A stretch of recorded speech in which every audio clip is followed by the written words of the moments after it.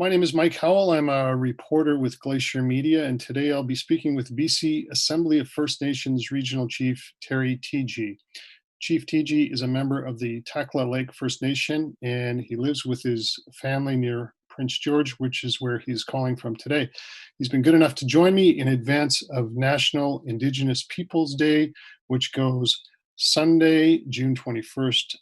He's here to discuss the importance of that day and issues facing Indigenous people in British Columbia and across the country. This interview is part of a podcast of discussions that examine Indigenous issues in British Columbia as we approach National Indigenous Peoples Day. So welcome to you, Chief, and thanks for doing this today. You're welcome. Thank you for having me. Yeah, I was going to start. Needless to say, National Indigenous Peoples Day will take on a different flavor in the middle of a pandemic. I know that large gatherings are an important part of Indigenous culture. What are you hearing from Indigenous leaders about how to safely mark this day in 2020? Well, I think, there's a lot of virtual celebrations that will be occurring that day with different events occurring. I think throughout not only the province, but also nationally for recognizing National Indigenous Peoples Day, which is a significant day for many Indigenous peoples. It's June 21st. It's the summer solstice. It's for many Indigenous people, not only in Canada and the United States, it's a significant day.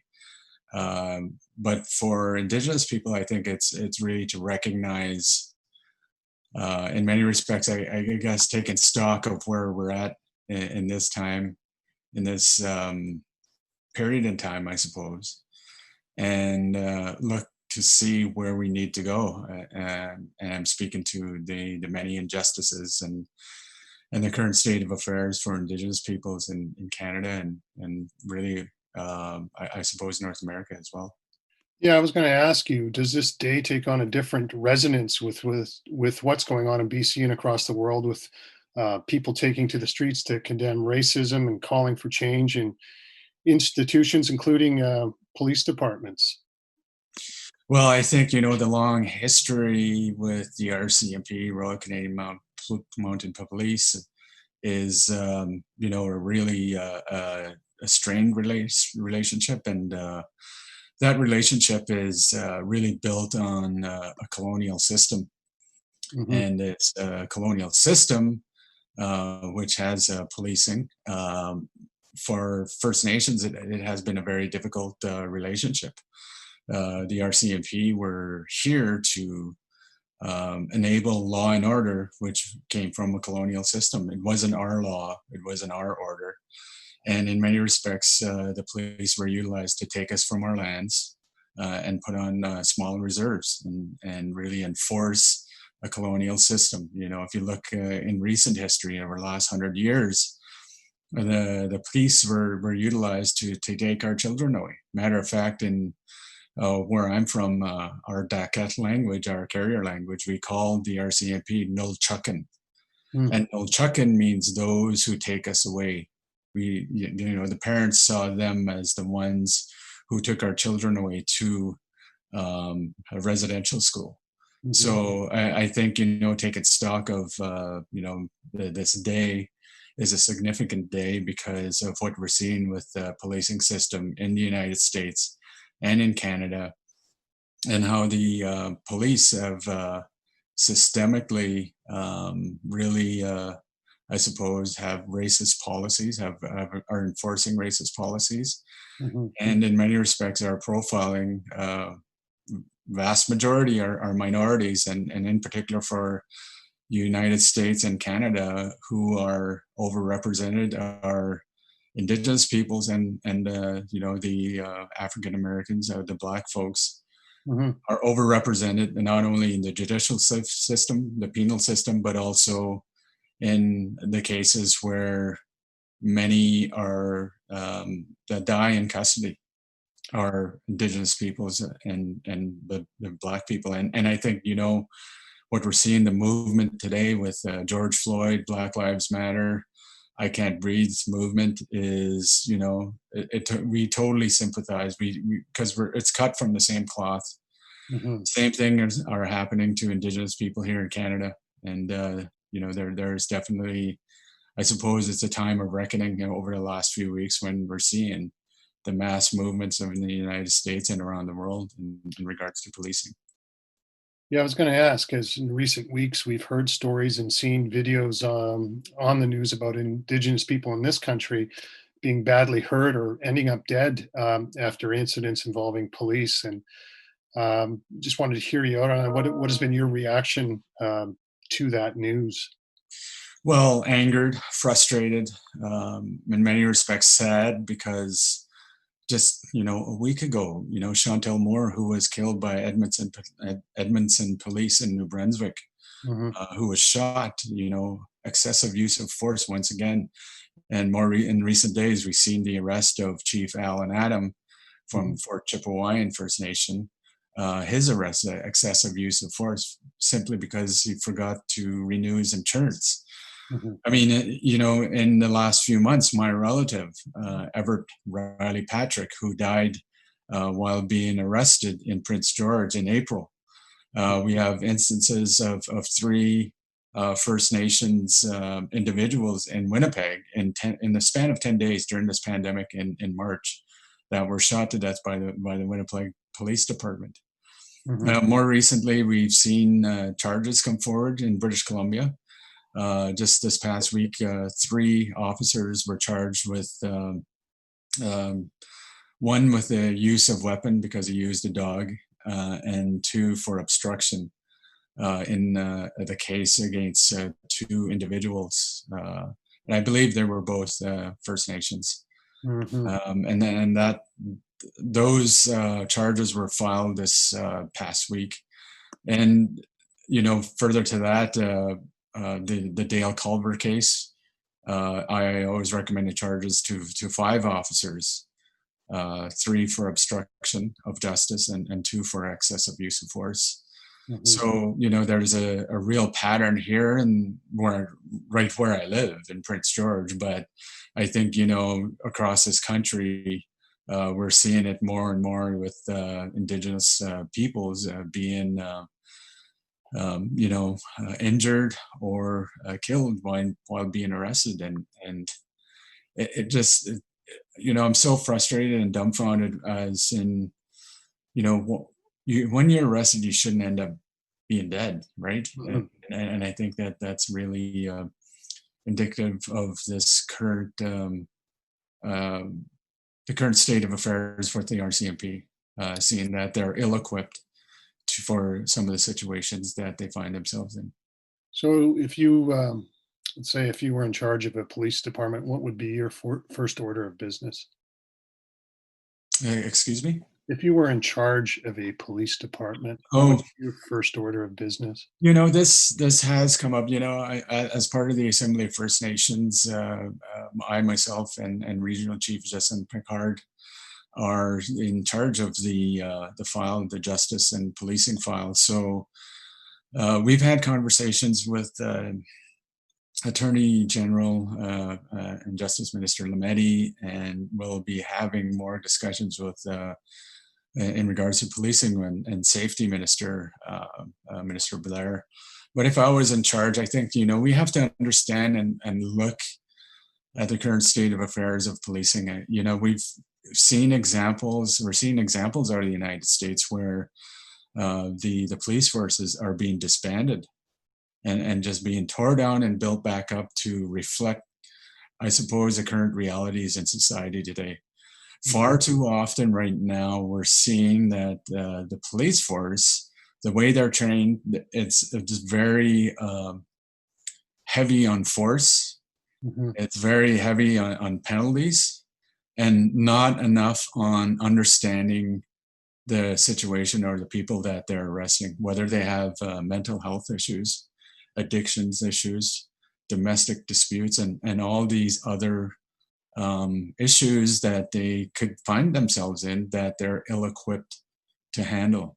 So I think, for First Nations, I believe that if it was me, I'd have a look at really get an understanding from society, and I suppose, and from all the other, there's a lot of recommendations out there that we've seen, the Missing Murdered Indigenous Women Inquiry to TRC, the more recent years in regards to policing in Vancouver Police Department, the Frank Paul Inquiry, Ipperwash, Oka, and a number of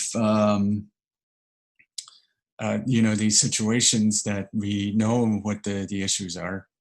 And I think if it was up to me, that there needs to be, I suppose, an overhaul, a systemic overhaul of the policing system, whether it's the RCMP or municipal police. I think we've got to really understand what the job really means. I think, if you're a police officer, what training do you need more than just the ability to arrest somebody? Yeah. I think, there's situations out there that right now they're ill-equipped to handle.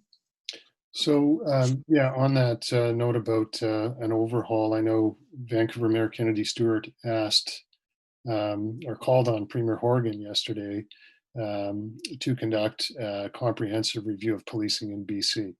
The response from government, from Mike Farnworth, the Solicitor General, has been that in fact they are looking at a review. So I just wanted to get your reaction to that. Do you have any confidence that this review will lead to any changes that you were talking about? Well, I think,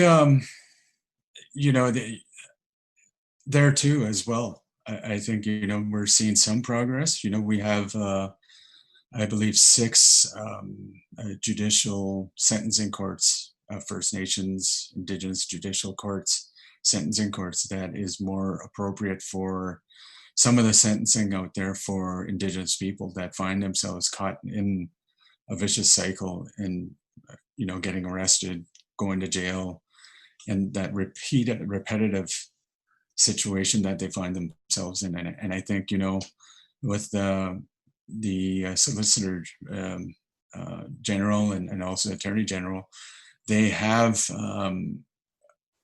they have been involved with First Nations here in British Columbia. We do have a justice strategy, BC First Nations justice strategy, which they have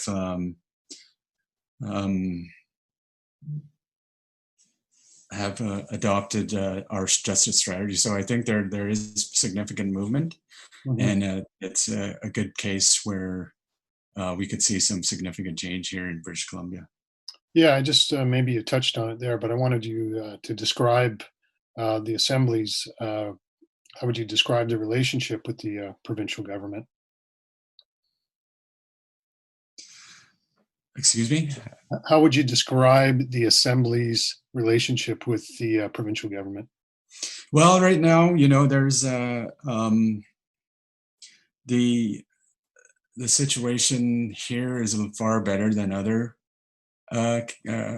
provinces. We've seen the adoption of the declaration as law, Bill 41. And I think that's really a significant movement in terms of commitment from a level of government that sees it necessary to change the relationship of Indigenous people. So I think there is some positive movement, which is great. The declaration as law. We've seen other, I suppose, legislation that will be I suppose, live up to the declaration. That's what we're working on, an action plan. And part of it, too, would probably be, some of the judicial policies out there that needs to be changed, that really needs to be changed provincially and federally. I believe that, right now there is a commitment from the federal government to legislate the United Nations Declaration for the Rights of Indigenous Peoples. And it's really important that they do this and also live up to the fact that we have our own laws, we have our own sovereignty, and those have to be recognized and lived up to as well. So provincially, I think we're in a better situation than most other regions. However, there is needed steps to carry on this momentum we have with the province of BC. Okay, and as you know, Chief, Indigenous people in this province, in this country, are overrepresented in prisons, in homeless counts, in overdoses, and we're in 2020 now. Why do you think that still is, and what efforts are you making and your leadership is making to reverse those trends? Well, we're only 5% of the population, and yet, we overrepresent the, incarceration rates. Women in jail, I believe in BC, we're about 60% of the population are Indigenous. Mhm. And for men and boys, we're about 40%. And I think it's really important to understand that I think for my leadership, trying to change the situations, it takes a concerted effort from all parties to be involved, all levels of government, provincial and federal, to understand and really know the needs for Indigenous peoples. Downtown East Side is a perfect example. The poorest place in Canada. The 10,000 people there, and the vast majority of approximately half of those people there are First Nations. And I think it's really important to understand and know that those situations and how we need to change it is systemic change within how we treat Indigenous peoples. Our communities need the resources for all facets of life, whether it's economic development, or whether it's mental health, it's health, it's infrastructure, having high-speed internet in remote communities. We're always lagging behind the norms of normal Canadian society. Mhm. And the reason being is that if you rank us, we're on terms of whatever we measure ourselves, GDP or anything of those things. We're Canada is in the top 5 probably, and is for some of the stats I've seen. And if you take just Indigenous people out of that in that scenario, we're ranking like 63rd on the world scale. So I think those types of situations. To change, what we need to change is to realize that not only takes political change and policy change, but also the resourcing for First Nations. And what I have done under my administration, we're really supporting our First Nations and developing their own sovereignty, their own laws, creating situations such as a child welfare system for our First Nations, opening the doors for First Nations federally to take over jurisdiction of their children. We've been working on this federally. The bill has passed in the last couple of years, Bill C-92. We're working on a provincial bill. Similarly, we have a languages bill for First Nations to take over their languages and take jurisdiction in Bill C-91. And we're really pushing for provincial legislation for languages. I hold a portfolio for the Chiefs Committee on Economic Development, where we have really, looked at the federal funding and the federal system of how the federal government, I suppose, provides the resourcing for First Nations. But at the same time, it's Canada and BC is a very resource extractive country and province, and we need to be part of those discussions. We need to, essentially have skin in the game, I suppose, to be a part of the economy and take over jurisdiction over economy. And there's many other cases, other issues that we've been working on under my leadership as a regional chief, and including the development. Really supported the development from our BC First Nations Justice Council, our justice strategy.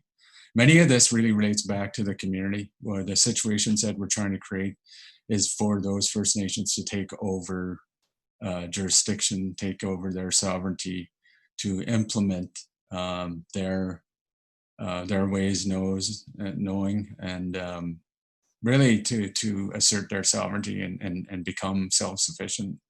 I was going to say that you talked a little bit about participation there, but I know that all three levels of government have made commitments to reconciliation. So I'm just wondering how you would assess those commitments. Are they genuine, or do you see them as like hollow words, or what's your assessment of those commitments? Well, I think, the definition of reconciliation, really, if we look at, let's just look at that, Mhm. who's reconciling here? In many respects, it's government, it's colonialism that's reconciling with the Indigenous people. And whether those measures are, I suppose, in the many recommendations, such as the Truth and Reconciliation Commission, or implementing the United Nations Declaration for the Rights of Indigenous Peoples. I suppose reconciliation has come in many forms, at least from my perspective. I think we lost you. It's that commitment from the federal government and the provincial government to implement the declaration as law. I think we've seen some positive steps and progress. Many of our chiefs talked about implementing our own laws, and we're starting to see that with child welfare here in this province and federally. We're seeing it with environmental assessment law policies and the Environmental Assessment Act that really saw ourselves co-writing that bill, and really seeing more implementation of First Nations, I suppose, our own views of environmental assessment. So I think there has been some progress. Is it enough? I don't think it is enough right now. I mean, this journey is long. It's going to be a long, hard journey, and we need to do this together. And there needs to be a significant commitment to what reconciliation means. What inspired you to campaign and ultimately become the regional chief? Was there one issue, or there was a set of issues that inspired you to do this? Because not everybody wants to do this. Yeah, that's a question, and it really goes back even further than that. Mhm. Prior to becoming regional chief, I was the tribal chief of the Carrie Tribal Council, and previous to that, I was the vice chief. And but my working life, I suppose, I used to be a registered professional forester. Much of my background is forestry. And after I graduated, I began to work not only for myself, but I worked for my community. And seeing the language and knowing, the system of what we're living in and what we have to deal with from a First Nations interaction with the government, it's very one-sided. It was David and Goliath. And for me, sitting at those tables and I didn't have the ability to speak because I wasn't the chief, I wasn't on council or anything like that. But I saw the way that government officials and bureaucrats were treating our people, whether they knew it or not. I really don't know, but I really saw it upon myself when I first ran for any chief position, was that I had something to say, and also I had the education and background to speak their language and state our position, and really really intrinsically, I suppose, for myself and my upbringing with my parents, was to speak up and to say something and seek some semblance of justice. And I think that really translate to running for vice chief and then tribal chief. And when this position came up, regional chief, I was asked by several chiefs, if I wanted to run. They saw the success and some of the things that we were doing at the Carrie Tribal Council, and really saw that it was an opportunity for myself to speak up, not only for, the nations that I represented, the communities in the tribal council, but for all communities here in British Columbia. So it was a vote of confidence for myself, and I think it's and I always reflect back on that type of situation of why I originally came into any political, because it wasn't part of my my idea of when I grow up, when I grow older, was to run for a chief position. And it was never in my cards when I went back to school and was graduating university.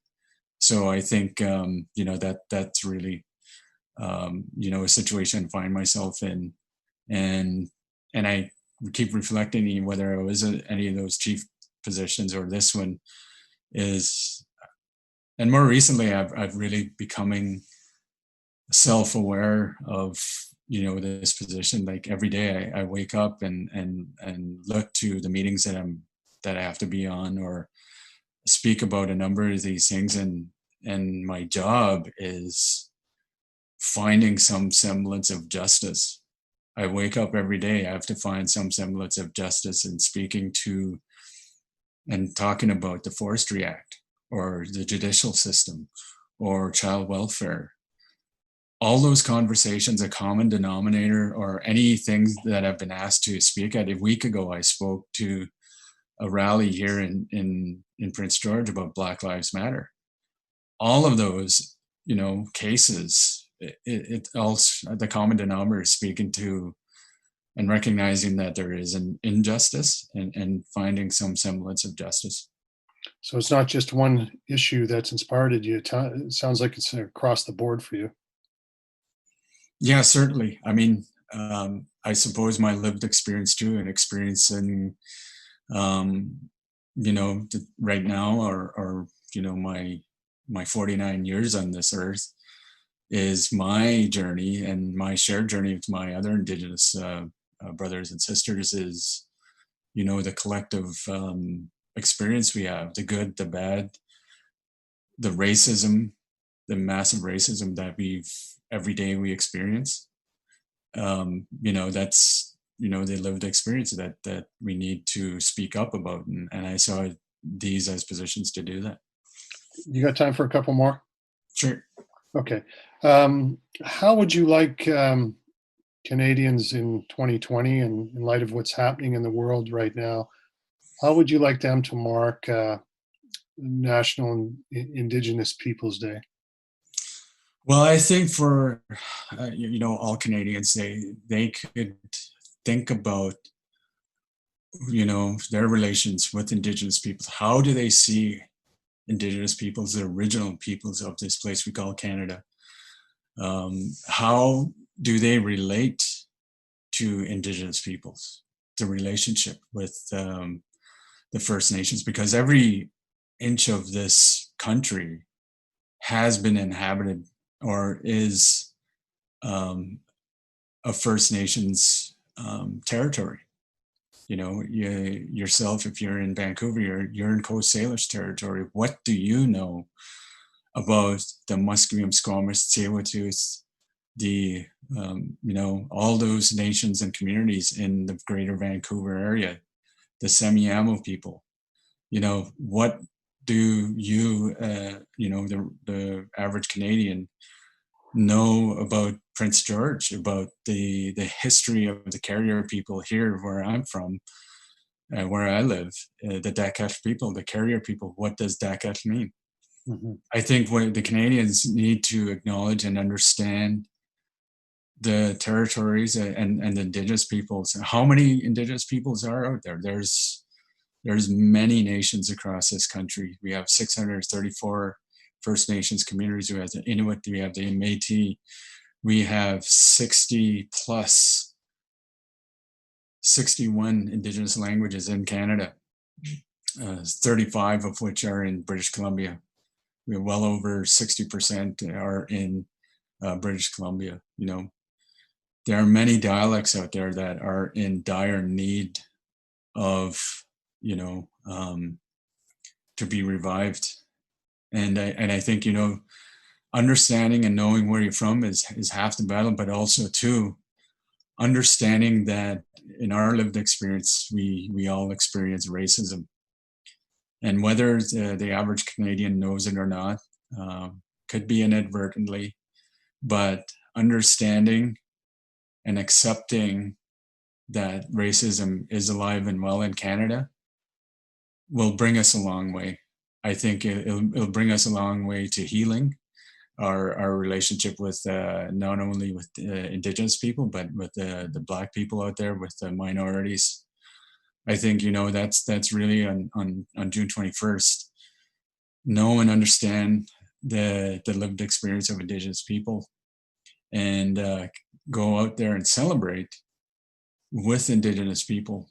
And I think, you know, that it's a significant day that many Indigenous peoples hold dear to their heart. And I think it's we celebrate with everybody. And I think this year is, you know, as we see throughout Canada and British Columbia and United States, really a reckoning of racism. I think June 21st would be a good day to begin, I suppose, a healing and understanding of you know, this relationship, this colonial relationship that we have with the Canadian government. Okay, I think we have about 4 minutes left. So I just wanted to ask you, all that said, Chief Teegee, are you optimistic about the future for Indigenous peoples in this province and country? Yes. Yeah. If I wasn't optimistic, I wouldn't be in this position. If I wasn't optimistic, I wouldn't be in these many meetings. I wouldn't show up to the rallies because those things are needed. Things need to be said. Our situation is far better right now than I remember it when I was a kid, when I was 4 or 5 years old. You know, we've gone through a significant in the last couple of years, a significant step with the adoption of the Declaration here in British Columbia. You know, we've seen a number of reports. You know, with even in the 90s, RCAP, you know, these many reports that are out there that exist that, for better or for worse, you know, some of those recommendations have been implemented. Mm-hmm. I think there needs to be significant implementation on a number of these things, such as the Truth and Reconciliation Commission. But I think it's been far better than I remember it than in the last 40 years. And I think, you know, going forward, I would like to see a far different situation, not only for my children, but for my great grandchildren and generations ahead. And now is a good opportunity to do that. Okay, well, I think we'll wrap it up there. I just wanted to thank you, Chief Teegee, for taking the time to talk to me about these issues as we lead up to this day, and I really appreciate your time, and talking about some important issues here in British Columbia and the rest of the country. So, thanks for that. I appreciate it. Yeah, you're welcome. Thank you.